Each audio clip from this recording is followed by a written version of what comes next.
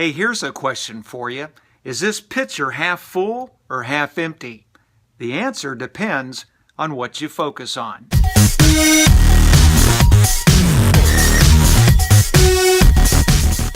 I'd like to share with you a quick and easy strategy that you can implement to reduce the amount of stress and anxiety that you have in your life that relates to autism. The benefit of what I want to share with you will help you to accomplish three things. It'll help you to recognize, first of all, the importance of the questions that you ask yourself. Number two, will help you to more quickly recognize when you're asking yourself questions that are disempowering and lend themselves to more stress and anxiety in your life. And then the third thing is to learn how to ask more empowering questions that will help you to focus on the positives in your life rather than the challenges. You know, it's not the events in your life that determine how you feel and how you act. It's the meaning that you assign those events that determine how you feel and how you act. You know, think about this. Two people can get divorced. One of them walks away feeling crushed, like life is over.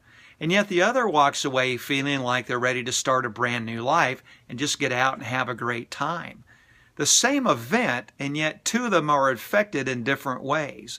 It wasn't the event that caused how they felt, it's the meaning that they assign that event. It's the questions that we ask ourselves about the events in our life that determines the meanings that we assign to those events. And so learning how to ask empowering questions, especially in moments of crisis like your child's meltdown or your marriage feeling like it's so stretched thin that it's about to snap, is a critical skill because ultimately it affects the meaning that you attach to those events, and that influences the quality of your emotional life. The difference in the quality of your life often comes down to the difference of the kind of questions that you consistently ask yourself.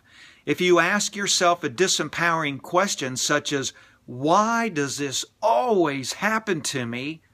your mental computer will come up with such answers as, "Because you always mess things up. Because you don't deserve to do well anyway." Listen, I know this is true because I experience it firsthand. I have been there, done that, and I still have the t-shirt in my closet and I go in and put it on from time to time. Autism can take its toll. The chronicness of autism can wear you out.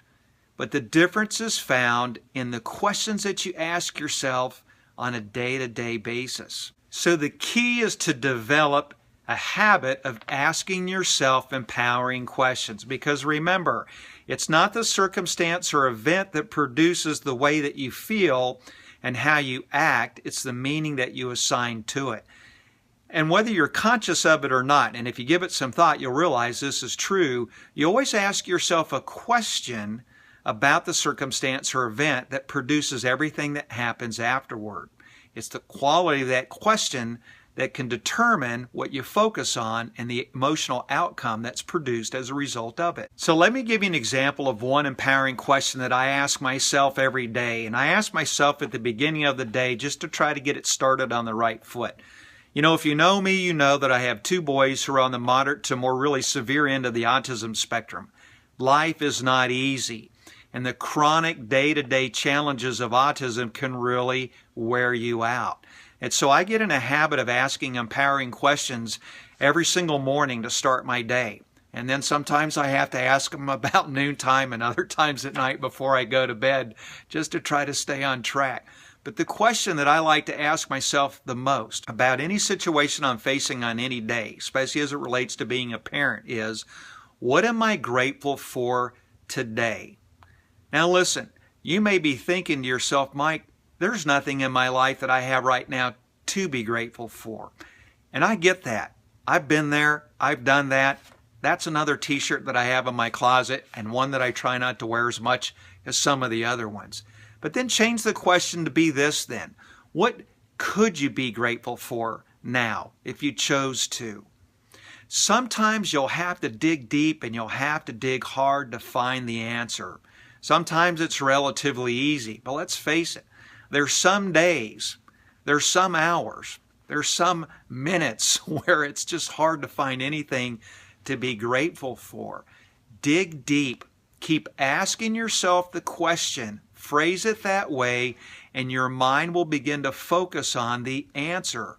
What is it that you could be grateful for? And you'll find it. And then by finding it, you'll find it begins to change your emotions and the way that you're feeling, and produces a more empowered, positive view that will go through the course of the rest of your day in a much better frame of mind, or handle any situations that might come up in a more productive manner. So remember, it's not what you know that creates change, it's what you do. You have to be a doer. So my challenge to you is this: pick an empowering question. Develop one that resonates within you, that you know it's one that you need to ask yourself, and begin the habit of doing that. And assign that question to any life circumstance or event that comes up, and use it as many times as you need to. You know, I would love to hear any comments that you have or any ideas. Listen, I'm a parent of kids on the autism spectrum too, and I don't have this all down pat. What I'm sharing with you has worked for me, and I think will work for some of you. But some of you have ideas that I would like to hear. And if you have them, share them in the comments section below. I would love to hear them, or any questions that you might have. And while you're at it, subscribe to my channel or my Facebook page.